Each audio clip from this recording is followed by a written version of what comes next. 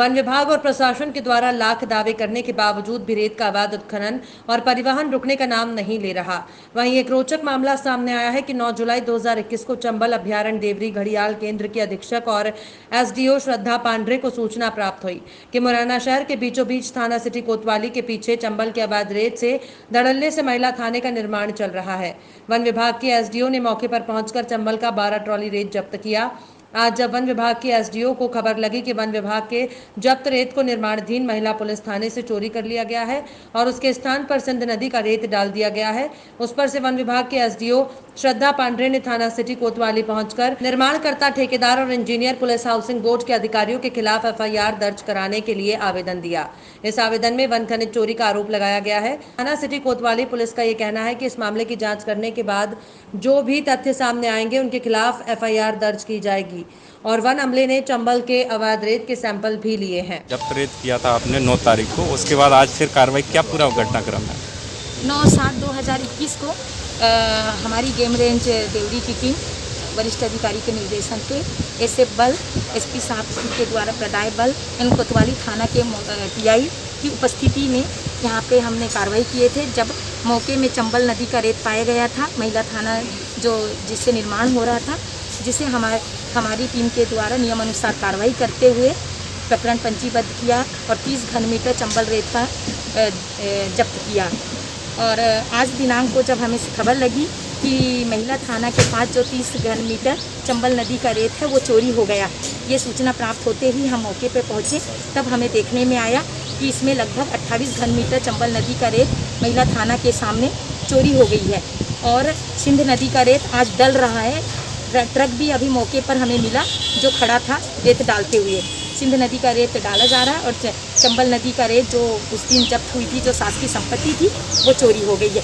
इसे भी जो 2 घन मीटर का रेत जो यहाँ मौके पे मिला है उसको लगभग परिवहन किया गया है। जो टीआई कोतवाली थाने के उपस्थिति में उन्होंने अपना एक फोर्स छोड़ा था, उसकी उपस्थिति में, उसकी मौजूदगी में श्री महेश शर्मा एसआई हैं, उनकी उपस्थिति में ये चंबल नदी का जो छूटा हुआ 2 घन मीटर रेत परिवहन किया गया। बाकी 28 घन मीटर की चोरी का कायमी करने के लिए एफआईआर हेतु थाना जा रहे हैं। पुलिस सहयोग कर रही है क्या आपका? पुलिस सहयोग कर रही है? पुलिस से हम सहयोग मांग रहे हैं। वो एफआईआर तो पहले भी नहीं किया था और आज भी हम एफआईआर के लिए जा रहे हैं, चोरी का एफआईआर करने। आज पता चलेगा वो एफआईआर कर रहे हैं या नहीं कर रहे। लेकिन टीआई साहब तो कह रहे हैं हमारा क्षेत्र ही नहीं है, हमको अतौरा ही नहीं है, हमें जब थाना मिला ही नहीं तो हम एफआईआर का बात ही करेंगे। ये चोरी क्योंकि ये पुलिस लाइन के ज़मीन पर ये रेत रखी हुई थी जो जब शुदा थी, शासकीय संपत्ति थी और ये क्षेत्र अधिकार कोतवाली थाने के अंतर्गत आता है, तो नियम के तहत तो उनको एफआईआर करनी चाहिए, हमारा सहयोग करनी चाहिए। 9 तारीख को जब आपने ये यहाँ पर जब्त किया था रेत, उस समय आपने कोतवाली में कोई कार्रवाई के लिए आवेदन वगैरह दिया था, उसमें क्या जिक्र किया? जी, यहाँ पे बिल्कुल चंबल नदी के रेत है, नियमानुसार संबंधित के खिलाफ एफआईआर करें, इसके लिए मैंने पत्र लेख किया था, किंतु उन्होंने कोई एफआईआर तो नहीं की है। नहीं, क्या माने है? क्या माने इसको? इसके संबंध में टीआई से ही आप पूछिए कि वो क्यों एफआईआर दर्ज नहीं कर रहे हैं। आपके खिलाफ आवेदन दिया मैडम कोतवाली? जी, आपके खिलाफ भी आवेदन दिया गया है, क्या मामला?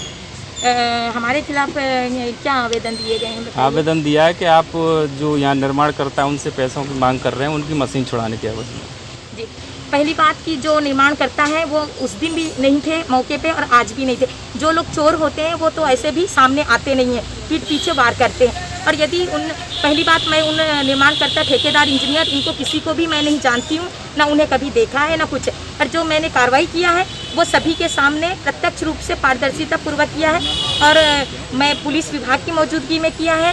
रेवेन्यू डिपार्टमेंट को भी मैंने उस दिन फ़ोन में बुलाया था और वो उनके एसडीएम साहब से मैंने रिक्वेस्ट किया था, तो उन्होंने एक पटवारी उन्होंने भेजवाया था, आरआई भेजने का बोला था, पर पटवारी आए थे।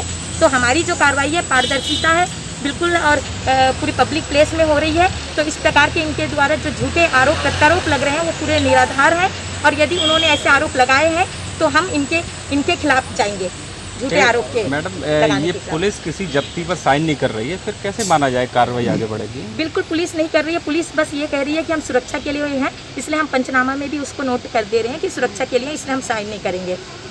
वो नहीं कर रहे हैं तो हमने उसको नोट कर लिया है।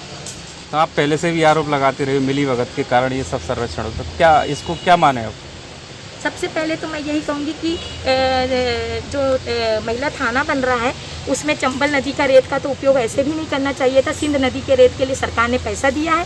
यदि चंबल नदी का रेत का उपयोग हो रहा है तो रेत माफिया ट्रैक्टर ट्राली से रेत डाल रहे हैं, वही रेत माफिया जो हम लोगों को मार रहे हैं, हमला कर रहे हैं, डंडे से डंडे चला रहे हैं और फायरिंग कर रहे हैं, तो इनको तो ऐसे ही बढ़ावा मिल रहा है। यदि इनके रेत का उपयोग किया जा रहा है तो रेत किसका माफिया बढ़ावा है मैडम? 100 मीटर की दूरी पर रेत डला है, किसका बढ़ावा है? 100 मीटर का नहीं, बिल्कुल निर्माणाधीन जगह पे डला है। 100 मीटर तो बहुत बड़ी बात हो जाती है। थाने से 100 मीटर है? थाने नहीं, निर्माणाधीन स्थल से के नज़दीक है। और थाने से भी यदि कोतवाली थाने से गिना जाए तो 100 मीटर है और पुलिस की भूमि पर है। तो क्या कहना चाहिए, चंबल नदी का रेत तो ऐसे भी उपयोग नहीं होना चाहिए था। रेत उपयोग हो रहा है, यानी कि रेत माफियों से रेत डलवाया जा रहा है और वही रेत माफिया जो हम लोगों पर हमला कर रहे हैं। आवेदन पत्र में आदरणीय एसडीओ फॉरेस्ट ने एसडीओ पुलिस हाउसिंग बोर्ड एवं सब इंजीनियर का नाम भी उल्लेख किया है। तो चूँकि वो गवर्नमेंट ऑफिसर्स हैं, उनकी क्या जिम्मेदारी है, उनकी भूमिका किस प्रकार से संदिग्ध है, इस बाबत जांच की जा रही है।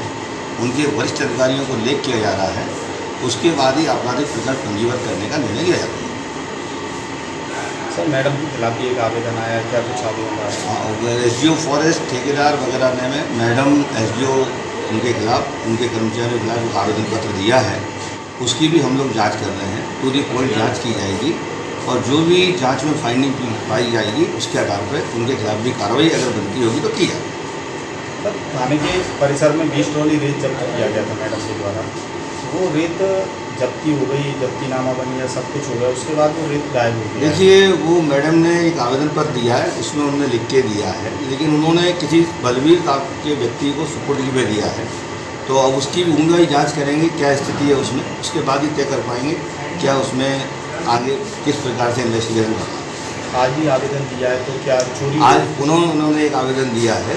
अब क्योंकि भूमि जो है निर्माणाधीन है और वो पुलिस हाउसिंग बोर्ड की भूमि है, उनके वरिष्ठ अधिकारियों को हम अवगत करा रहे हैं, उनकी वो जांच करेंगे। जांच के बाद किस प्रकार की स्थिति पाई जाती तदनुसार निर्णय लेंगे। सर दोनों दिन आप भी मौके पर जाएंगे, क्या मिला पहले? देखिए, मैं केवल सुरक्षा के दृष्टिकोण से मौके पर जाता हूँ, कार्रवाई संबंधित विभाग करता है। हम तो सुरक्षा के दृष्टिकोण से जाते हैं, कार्रवाई विभाग करता है। विभाग जो कार्रवाई करता है हम लोग उसमें वैधानिक कार्रवाई करते हैं।